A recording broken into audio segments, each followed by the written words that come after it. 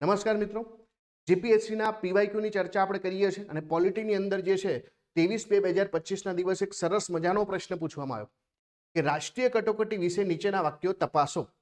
આપણા દેશમાં અત્યાર સુધીમાં માત્ર એક જ વખત રાષ્ટ્રીય કટોકટી લાદવામાં આવી છે અને 42મા બંધારણીય સુધારાથી રાષ્ટ્રીય કટોકટીને લગતી જોગવાઈઓમાં સુધારો કરવામાં આવ્યો હતો. આ પણ એક કન્ફ્યુઝિંગ જે છે ક્વેશ્ચન છે.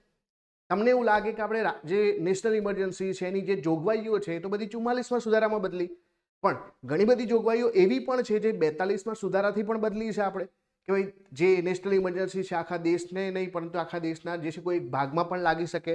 આવા બધા ઘણા સુધારા આપણે એ પણ કર્યા છે.